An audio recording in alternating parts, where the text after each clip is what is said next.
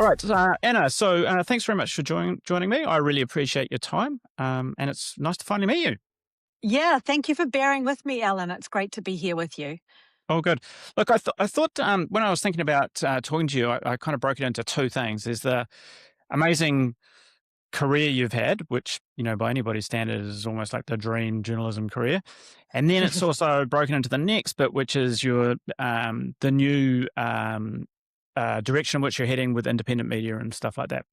So, for those that don't know you, you've worked at pretty much all of the important mastheads around the world, not only the Financial Times, but the Washington Post and a bunch of stuff in Yeah. between. So, why don't you just tell us a little bit about how you got there and what that's been like? Yeah, great. Yes, I feel like I've been incredibly fortunate to have the career I've had, and hopefully it's still continuing. But yeah, I grew up in Hastings, always dreaming of being a foreign correspondent. As a teenager, watching Cameron Bennett and Liam Giori racing around in the Balkans. Older listeners will will remember them. God, I used to work with Um, them. Oh, there you go. And I always wanted to do that. I thought that sounded like the dream, getting to travel the world and go to far-flung places and ask questions, talk to real people there. So I went to journalism school in Canterbury, worked in New Zealand for a few years, started at the Whakatane branch office of the Rotorua Daily Post. Nice. And then I won a fellowship for 3 months to go to the UK, and a very kind journalist who I'd met only once or twice, Rod Oram, Oh, made an introduction for me to spend 3 months doing work experience at the Financial Times. And I stayed there, in wow. fact, for 13 years, during which time I was economics correspondent. I was posted to Korea. I lived in Seoul for 4 years, then to Tehran, then Beirut, and then finally I was the White House correspondent for the FT during the Obama years. So that was incredible. Yeah. Then I went off to Harvard for a year as a journalism fellow and joined the Washington Post after that, where I was Tokyo bureau chief, then Beijing bureau chief, and most recently Asia editor. So yes, it's been a dream run, and I feel really lucky to have been out there in the world. But now increasingly also lucky to be home and focusing back on New Zealand. Sure. I mean, the Financial Times and the Washington Post are, if you leave out the New York Times, it's kind of like the top three kind of things going on. And I've long had a bit of a fascination with the Washington Post. Read Catherine Graham's book, autobiography, Yeah. which is an amazing read. It's an incredible book.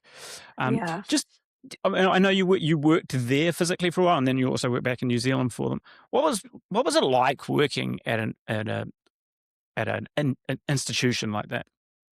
Yeah, I mean, both the FT and the Washington Post were incredible places to work, full of really top-notch journalists who are trying, every day to hold power to account. That's the guiding principle. The Washington Post, of course, was famous for and under Kay Graham's tenure as well, for standing up to Nixon and exposing Watergate and leading to the impeachment of Richard Nixon as president. So a real history of swashbuckling journalism, fearless, standing Yeah. up to power, and that continues until this day, until recently, shall I say. Yeah. Yeah, so it was incredible to be there, to have the resources of the Washington Post and the ambition, and all the time just working with incredible people across the photographic department, video, graphics, forensic journalism departments, just thinking, how do we add to the public's knowledge of this? How do we push boundaries? How do we reach new audiences in new ways? So it was thrilling to be part of that team and to be just constantly trying every day to do better. Yeah. I am. I could nerd out on that for a while, but maybe we shouldn't. But when I was speaking to Charlotte Glennie a few weeks ago, and she spent a bit of time in Asia, and you obviously spent a bit of time in Asia as well. And she talks in her book. She mentions quite a bit about North Korea. And now, not a lot of people get to go to North Korea. You've kind of written the book on the guy that runs the place. What would New Zealanders not know about North Korea? Yeah, how weird is it? Yeah, yeah, funny. So I went to North Korea 12 times during the course of my periods covering North Korea. And in fact, I ran into Charlotte in the hotel lobby in Pyongyang one time. So that was a very surreal Yeah. experience. Two Kiwi journalists in Pyongyang. Um, I think the thing that many people think about North Korea, I mean, first of all, the leader, Kim Jong un, who I wrote a book about, Yep. he is often viewed as this cartoon character villain. I mean, he doesn't help himself because he looks like one with his Yeah. weird haircut and the crazy things he does, like lying on a tank while his 13-year-old daughter drives it. But he is a very, very shrewd, strategic leader of North Korea. He had a very difficult task trying to keep this decrepit regime together, Yeah. and he's done it. He's now been there for 15 years. But I think there is this widespread perception that the 25 million people of North Korea are brainwashed robots, and they are not at all. I mean, they are fed a constant diet of propaganda, starting from kindergarten, where they are forced to sing these songs about the imperialist American aggressors and things like that. But increasingly, they are able to access information from the outside world despite the regime's best efforts. So, most North Koreans have now seen South Korean dramas, listen to K-pop, listen Yeah. to or watch Chinese action films that are smuggled into the country. And they know that the whole system is a lie, that Kim Jong Right. un is not some quasi deity Yeah. sent down from the mountains to look after them. But so they know all of this, but there is still to this day just no dissent, no opposition, no way for anybody to criticize Kim Yeah. Jong Un or the regime without putting their lives at risk. So I think that's the message, that these are ordinary people trying Yeah. to do their best under a terrible system. Yeah. I guess that could kind of lead into, why the kind of journalism that you've been doing over the years is important, and why it was seen by larger institutions as important, yet we kind of find ourselves in this weird spot right now where it's kind of almost being jettisoned from a lot of places. How do you think about that? Yeah, I mean, the reporting that I really loved to do, I call like dust on boots reporting, where I Yep. wanted, like, I didn't love being in Washington because there wasn't enough dust. Mm. I Yeah, didn't wear right. boots.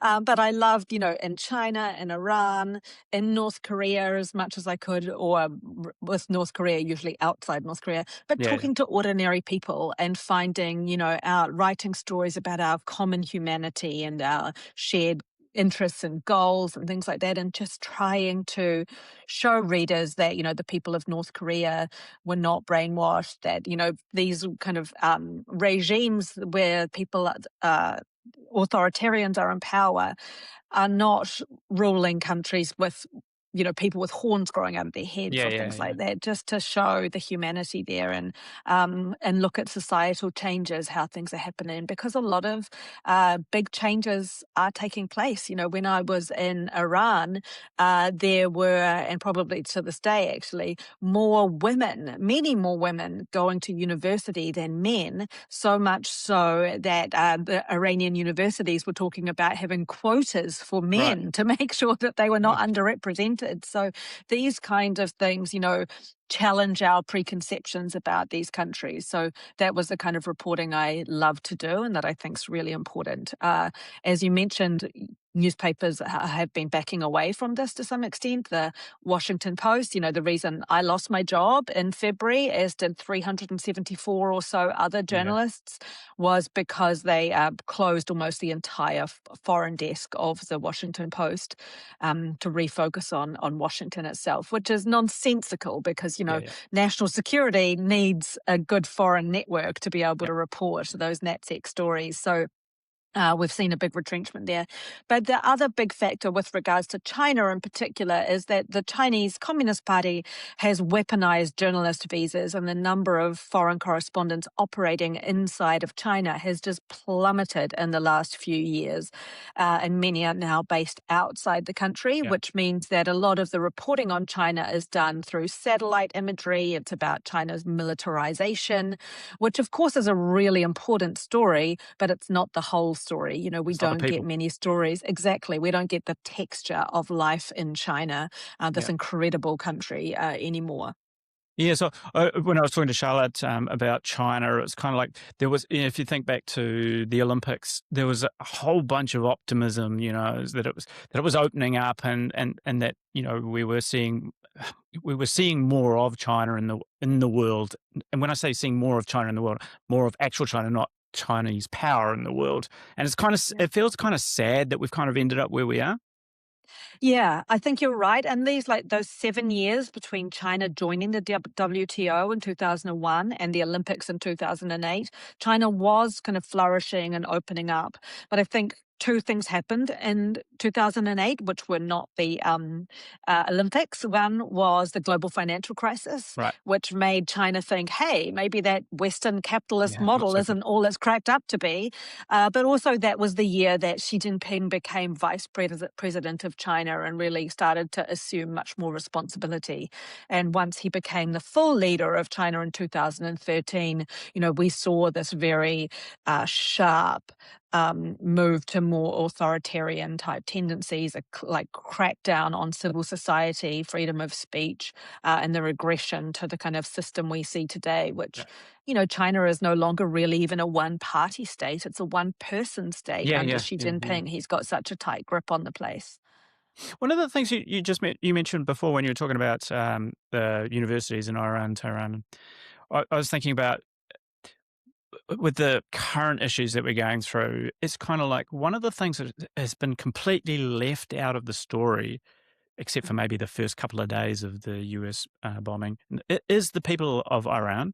It just and you're talking about dust on your boots. It's like there's a limited number of people there, and you just there's no overall sense of what's happening, and it feels very it feels weird. Yeah.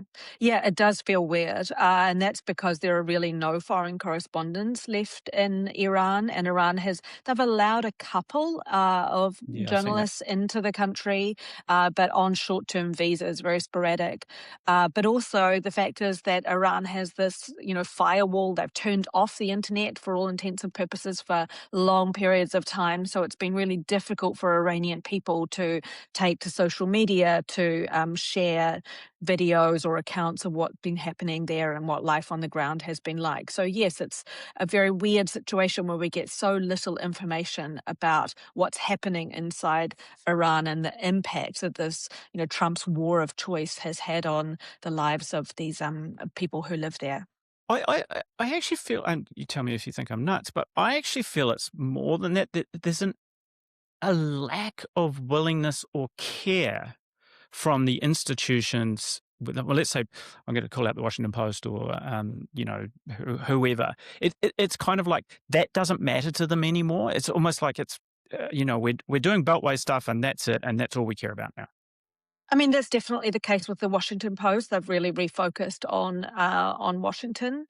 But I think, the New York Times has been doing incredible reporting, and they have several really great Iranian American journalists, one of whom was fired by the Washington Post in February and immediately went to the Times, Yeah, who, she's based in Istanbul. Another one, a good friend of mine, is based in New York, and they are calling people inside Iran and have really good contacts both in the regime and in society.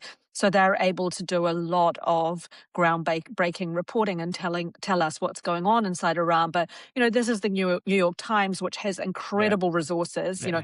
thanks largely to Wordle and connections, the fact Yes, that they're a games company now yeah. with some news tacked on. So they're a special case, but generally, there hasn't been a big capacity in other media outlets to report on what's happening inside Iran in the same way that the Times has been able to do. So it's interesting that you bring up the Times, being a gaming company and stuff like that. And I remember, I can't remember how many years ago now, it would be like 10, 15 years ago, the famous leaked digitization report from the New York Times, what they were going to do to get ahead of things. And they had that was David Carr was their sort of Media media editor, guy, and yeah, it was yeah. amazing. But I remember all that, and it felt like they had a view about how they were going to step into the future, and it might have been a bit haphazard and accidental, but it turns out it's actually worked, and I feel it can work for others, but they've actively chosen not to. And I guess once again, I'm talking about the Washington Post here. It's like they've there is a way that institution is profitable and can still do the good work it was doing, and it feels like they just weren't interested. I don't know if that's the case. I think with the New York Times, yes, they had a really clear plan, and it's worked. So the games, yeah, make them an enormous amount of money. They also have the cooking app, which is Yeah, very popular, and this branded kind of product review service called yeah, Wirecutter. I think they were just first, and they did it really, really well. So the Washington Post did try to have games, but they were a bit lame, and they didn't yeah, take off in the same way that that the Times did. And but also the Guardian developed a cooking vertical, which also, was paid separately, but has just not been as big, successful from the outside as the New York Times has. So I think the New York Times just got there first, invested a lot in it. Also, if we look at podcasts, the way they've got the daily, their video yeah, podcasts, they have been ahead of the game. But even, with the changes at the Washington Post and the way that under Jeff Bezos, since Trump came back in, he's really tried to curtail so many parts of yeah, the Post. So in February, in this kind of bloodbath that happened, the whole book section was closed down, mm, the entire sports section, almost the entire foreign desk. They chopped the daily news podcast. So they really retrenched from yeah, that, and in a way that was a really yeah. deliberate tactic there. So, I mean, there are decisions being made on both sides. It's interesting, isn't it? Because as long as there's been media, there have been very rich people that have owned media. I mean, it's just the way it's always been. You know, your Murdochs, your Maxwells, go further back, but it's kind of like the institutions somehow have managed to muddle through and stay separate, but it just feels like we're in a slightly different time in that sense. It feels like, yeah, I don't know why it's different, but it definitely feels different. Yeah, I mean, it's really, really alarming that we now have all these billionaires buying American media outlets. And I joined the Washington Post in 2014. That was a year after Jeff Bezos had bought it. And for those first, Yeah, I really guess, like optimistic. 12 years, it was amazing. He was, Yeah, yeah, pumping a lot of money into it, and especially on the engineering side to make everything just work yeah, faster, investing in the staff. The journalist numbers doubled. So it felt incredible until that moment, when Trump was poised to return and Jeff Bezos decided to basically suck up to Trump, yeah, to change cancel the endorsement of Kamala Harris, to change the editorial yeah. line of the newspaper, and just preside over this, really big and alarming changes that led to an exodus and of star reporters, but also of subscribers. But since then, we've seen the Allisons buying Paramount, Paramount, taking over CBS, soon about TikTok. to take over CNN. Yeah, So there's they're no longer benign owners of these media outlets. They are ones with political motivations who are appointing their, that sense of political. custodianship seems to have gone, doesn't it? It used to almost feel Yeah. like, a really rich, equivalent of a billionaire would buy an institution because it propped them up in some way, and it kind Yeah, it of gave them mana. It was a, yeah, a vanity project in yes, many that's right. cases, but now they are political projects to further their And these guys are aims absolutely and. political animals. Yeah, Exactly, yeah, exactly. And, in New Zealand, we don't exactly have the same situation, but, we did see an attempt yeah, by a Canadian billionaire to take over the New Zealand Herald. yeah, And, but so we are in a different situation, but I've also seen things that make me concerned here in the way that the government, Christopher Luxon and also David Seymour, have made comments about the media here, particularly TVNZ and and Radio New RNZ. Zealand. Yeah, Yeah, exactly, in ways that just smack of political interference to me and put me on alert to think we have yeah, to really safeguard our editorial independence here in New Zealand because we can't take it for granted. yeah. So, just before we get into the kind of new media bit, what do you think that audiences don't know? What they don't know, what they don't know. But what don't they know they're going to be missing from foreign correspondents traveling the world on the ground? Yeah. I think, it's really easy, especially when Donald Trump is talking about, the evil Iranian regime and things like that, to demonize people or to other them. But the point of foreign correspondence is to be able to show what's really happening on the ground and what the people are like, and what the people think about these things. So, and our understanding of China's rise, of Iran's nuclear motivations, a lot of the reporting there has lower understanding has come from reporting, but Yeah, also a lot of the things that these regimes in particular are doing that are alarming have been exposed by foreign correspondents. And in the case of China, we look at these enormous detention camps that were built by the Communist Party in Xinjiang to house literally millions of Uyghur yeah, Muslim people, and kind of it was a cultural genocide that happened there in the Xinjiang region, where they were trying to strip them of their language, of their religion, of their freedom of speech.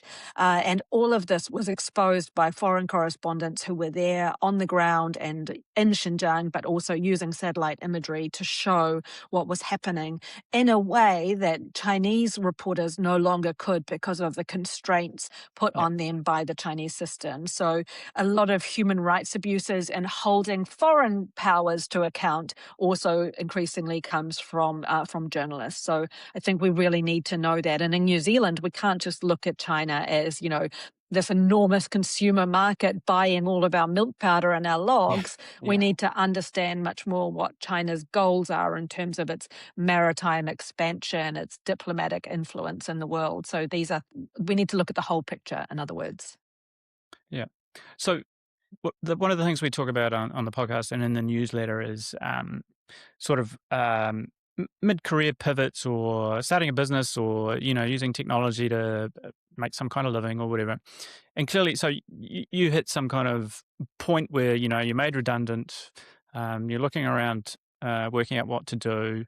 Most people would have gone and found another job. That's kind of what happens. So how did Yeah. you get to where you are now with your Substack, Between Giants, and what was the process in going, that's what I'm going to try? Yeah, great question. It was a bit of a roller coaster. I was made redundant in February and I turned 50 in March. So it felt like all of a sudden Didn't the it? universe was telling me something. Yeah, It felt like a real crunch point. And I did take a beat at that time and really think about what I wanted to do with this next chapter in my life. I did look at other jobs and I did consider leaving journalism and thought maybe it's time to try something new. But as I looked around and thought about what that might look like, but also thought about, all of the experience I had gained over the decades yeah, out in the world, and just the complete lack, or not complete lack, sorry, that's a bit harsh, but the relative lack of foreign affairs reporting in New Zealand. yeah, We have Sam Such-Deva at Newsroom and uh, at the Post, Annika Smith doing really good reporting, but that's a fraction of their jobs. yeah, And I just thought, I'm not ready to leave journalism. I really love this. I would like to bring my experience to bear and contribute to New Zealand's understanding of the world in some way, if that doesn't sound too highfalutin.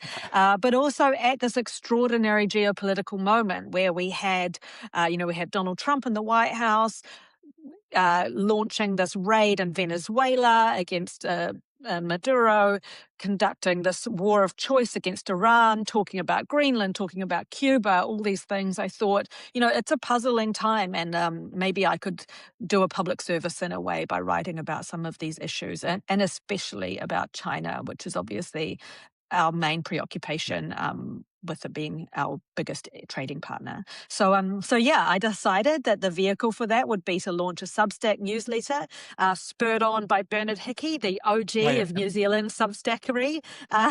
And I've been really blown away and gratified by the response. I It's now I'm in my third month and I've got 3,500 subscribers, which Yeah, is that's obviously exceptional. much less than a newspaper, but it feels like a lot in Substack land. And so I've been really thrilled by this and pouring a lot of energies into that. But I've also been, writing a column for the Listener, doing the World Bulletin for the spin-off, and just going on TV and radio as Sure. much as they want, because I really now I'm trying to help foster this discussion in New Zealand about our place in the world. So it's a bit terrifying, Yep. fending for myself, but I'm having a blast. Actually, you mentioned something kind of interesting there, and you kind of blew past it, but it was your 3,000 subscribers, which is much less than a newspaper, but not everybody's reading your article in the newspaper. Yeah, I mean, we can't measure that. I mean, I guess we can measure that in terms of the metrics that you see when you're inside a newspaper and how many clicks you get. But I do think that it shows that there's a hunger in New Zealand Yeah. for this kind of reporting. That's the message I'm taking. And there is no paywall, but almost 10% of people have chosen to pay. Nice. I do offer the Yeah. option of paying because I am trying to make ends meet. Yep. So I'm really, that means a lot to me that people don't have to pay, but they choose to because they value what I'm Yep. doing. So, yeah, I'm really encouraged by this, and obviously hope the numbers continue to rise. What what other than the audience acceptance, in this process has surprised you? I mean, people have been stopping me on the street to say that they Mm. are enjoying the newsletter, so that's obviously great. But Yeah. I think with this new momentum I have, I've been looking for ways to report. Charlotte did an incredible job as the Asia correspondent for TVNZ and was reporting for a New Zealand audience from all these places. And I'm trying to do a little bit of that now. And that I went to Singapore in a few weeks ago Sweet. to the Shangri-La Defence Dialogue, where I was a little bit mischievous and I asked Pete Hegseth a question in front of Chris Pink, our Defence Minister, throwing back Hegseth's words to him about countries that don't spend 3.5% of their GDP Yeah. on defence are freeloaders. And that made, he said that countries that don't are freeloaders. Yep. That made a lot of waves here in New Zealand in a way that I thought was, actually really good because there was a lot of discussion at that Yep. time, on TV, in the newspapers, on the radio, about what kind of role we should be playing in this changing world and whether it does make sense to be spending billions of dollars on frigates in a world where military conflict is increasingly asymmetric and where much, much cheaper drones are arguably a more powerful deterrent than frigates themselves. So that's been great, and I think it's exactly the kind of thing I want to be doing. Yeah, that definitely made some waves. Wha um, One of the things I often think about, journalists is so I consider myself a generalist, and, like, my handle online is generalist Yeah. Alan, and, I sometimes beat myself up because I wasn't a lawyer or an accountant, was never a specialist at something, but when I think about it, journalists are the ultimate generalists in that they go into a space they know nothing about, do some work, come out and explain it to people in a way that they understand it. That's kinda like the superpower of a journalist. Do you think that has been helpful in going about, because you're setting up a little mini business now, Yeah, essentially? I am. Yeah. Has that been helpful in that sense?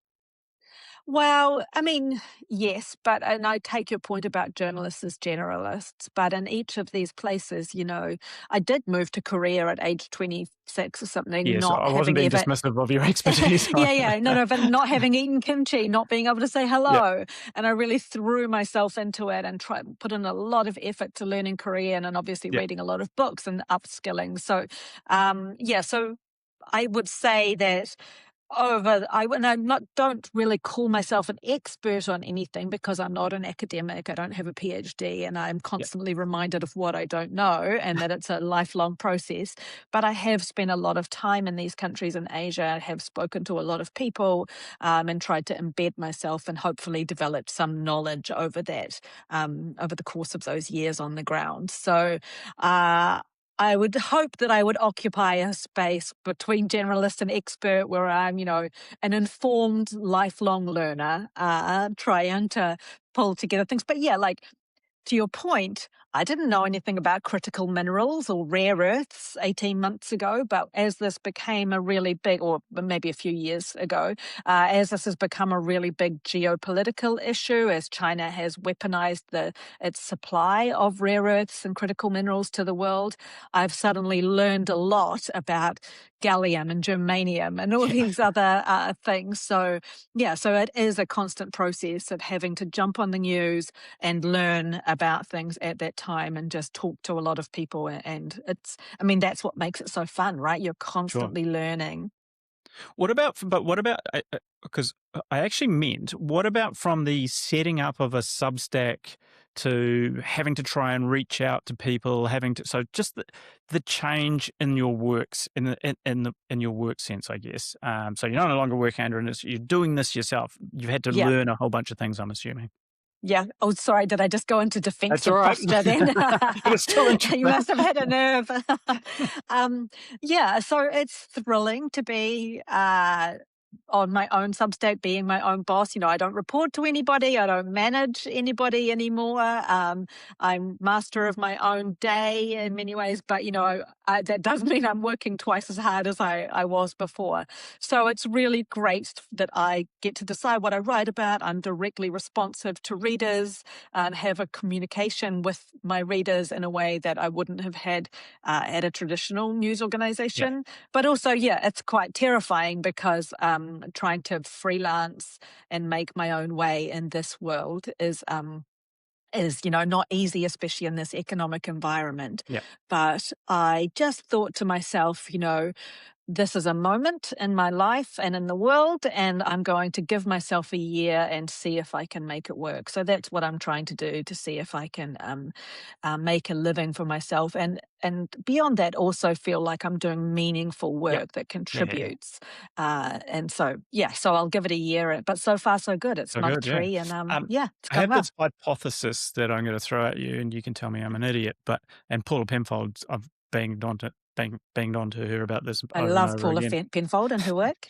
So that so there's been this weird change over the, let's say last 10 years, just as an example, where, inverted commas, mainstream media's trust has, you know, plummeted for whatever reason, people deliberately undermining it, or people, bad actors or whatever. But to the point where the mainstream media is so mistrusted now. In the past, when you were a journalist, a lot of your credibility came from the masthead or the organization you were working for. So you go to, I don't know, Taiwan and say, "Hey, I'm with the New York Times," and they go, "Right, you're a serious person. We're going to talk to you." Yada yada yada. With the demise of that trust, and the rise of independent media, a lot of individual journalists have set themselves up, and they have they have become the trusted masthead in a way. So people have chosen who they're going to get their information from, and they trust those people, which is great if they're trustworthy people and are doing the good work. But to the point where now mainstream media is going to end up turning around, because the trust is so bad, they're going to start re-employing where the trust is and bringing them back. It's kind of like the trust tree has changed. So the journalist has the trust now, not the masthead. And the mastheads are going to need to kind of rely on that more and more, is my sense. Is that nonsense? What do you think? Potentially nonsense. I'm not sure. I totally agree with you about trust, and we've seen all the surveys, not just in New Zealand but around the world, Yeah, showing how trust in journalism has been undermined. A lot of this is due to editorial decisions made by newspapers, but also yeah, from concerted disinformation campaigns and the kind of yeah, polarization of media. And we've now got all these silos, and as Donald Trump would put it, alternative facts. yeah, So that's, yeah, hugely damaging. Now fueled by the rise of AI and deep fakes and yeah, all of these, videos and things, that it's impossible even the trained eye in many cases to tell what's true and what's not. So this has led to this, yeah, huge erosion in trust across the board. I actually think that mastheads do have a role to play, and that we know that well-resourced or trusted media do have fact-checking processes, verification processes, sub-editors still, Yep. and that they are at least trying to get balance into their stories and seek comment from all sides, and doing what we'd think of as traditional journalism as opposed to kind of citizen journalism or what Yep. have you.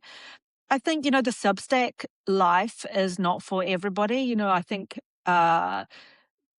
I can do it because I have had this experience in the world, and Sure. I, without tooting my own horn too much, I think I do have something of, a reputation Yep. for having done serious work. So, as do many other people like Anne Applebaum or Bernard Hickey or people who are on Substack operating Yep. under their own names there.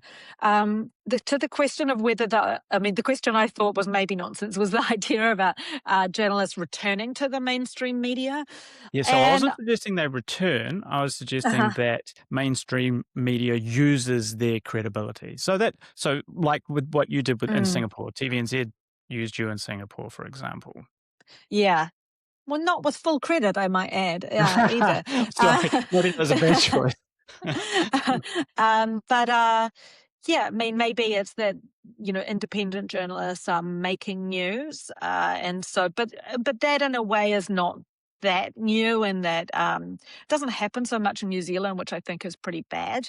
But Right. for example, at the Washington Post, if the New York Times or Politico or Axios had broken a story, and also vice versa, there is a good practice there of crediting the. Attribution. Yeah. Yeah, exactly. So you'll often see, this was first reported by Politico or what have Yeah. you. So that kind of attribution is happening already, and I think that that will continue as journalists on Substack break news, and should continue.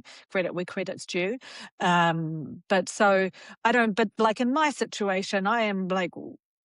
Never say never, but I'm really happy doing what I'm doing and being independent and deciding each day what I write, and having that direct connection to readers. So I would not want to go back to a traditional media job at this stage. Yeah. But might not have made my point brilliantly, which is not unusual for me. But but I one of the things I've noticed, because I'm a big consumer of independent news as well as mainstream stuff. I look at in the space political, particularly in the political Mhm. space out of the United States. I look at like the Bulwark or Crooked Media, those guys who have got so big, but they're still talking to only their people. And maybe that's a flaw in independent media is when because people are choosing their own messengers, they're not hearing the whole message. Thoughts on that? I mean, yes, I take your point. And if you look at something like Pod Save America, that great political podcast that was Yep. set up by Crooked Media guys, yeah. former Obama administration people, really entertaining podcast. But yes, it's clearly of the left of the Yep. Democratic Party offering that point of view. So I don't, I'm not sure that they are catering to that audience, but they are, have a certain view, come from a certain place. So that audience automatically goes to them, is Yep. attracted to them. But I do think we are seeing, yes, like you say, Bulwark and these people coming from specific places on the political spectrum that are appealing to those people on the political spectrum. There's nothing to stop a MAGA Republican listening to the podcast or vice versa. It's Yeah, just but they I guess don't want to, right? they're not gonna Yeah. choose. So it's like you mentioned Anne Yeah. Applebaum before, who's obviously just amazing. I mean, there's, Mm. Heather I can't remember her name now, but some Heather amazing people out there. Richardson Cox Yes. Richardson. Yeah. It's Yeah. incredible putting out amazing content, She's huge not a journalist, quantity. though. She's a professor. Yeah, she's a Yeah. historian, isn't she? But it's Yeah. kinda like, it's all out there, but it's it's always the same people consuming it. It never gets the opportunity to break through. Well, not never. I feel it's harder for it to break through into the wider sphere. Right, because a traditional masthead is, or a traditional, news outlet on TV or radio or whatever is committed to being objective and to being fair. Yep. right? And to including all views across the spectrum. And so I would say, like the New York Times thinks absolutely that it is doing that, but it's Yep. thought of as being very left wing. Yep. CNN would say it's the same thing, thought of as left wing. Fox News would say Yep. probably that it's doing the same thing, but clearly they're not anymore. So, yeah, we do see that the silos forming in America where people will watch only Fox and not CNN and Yeah. Yeah. vice versa. So, I mean, we in New Zealand are obviously very small and have relatively few media outlets, but I think that's what makes it increasingly important that they really are objective and fair and are places where all New Zealanders can go and see their views represented on the opinion pages, but also be able to trust the news is nonpartisan, is fair, and is balanced. Before we wrap it up, why don't we just touch on your Substack, Between I'd be Giants? Why don't you? delighted. Yeah. Yeah. Why don't you just give us the 101 on it? Yeah, so the Substack, it's called Between Giants. You can guess who the giants are. I mean, the US and China, of course. And so I've started doing this as a place where I do a few things each week. I have been writing like a weekly recommendations list and pulling together a few interesting things I've read or listened to.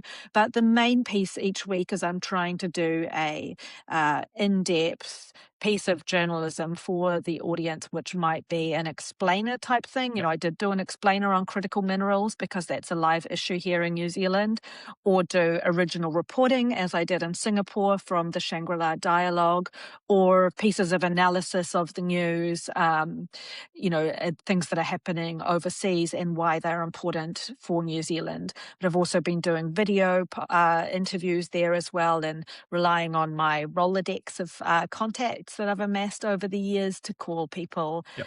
in the United States or in Europe to get their views on what is happening, big picture views, but then always asking them, what should New Zealand be doing? What are the considerations for New Zealand, for example? So I talked to a former US trade representative not so long ago about tariffs and that big picture protectionist situation that's developing, but then also asked her specifically about New Zealand. So that's what I'm trying to do. I'm trying to do foreign affairs, and geopolitics generally, but with a New Zealand lens, Yep. since we no longer have really that. We don't have any foreign correspondents from New Zealand out there in the world. We do for TVNZ, but not in print. So that's Yep. what I'm trying to do, and constantly kind of innovating and learning as I go, but really having a great time. Well, I think it's a really great product. I've really enjoyed reading your stuff and listening to the video Thank you. clips and whatnot. So long may it continue. I really appreciate your Thank you. time. Thanks so much. It's been really interesting. You're welcome, Alan. Thank you so much for having me on.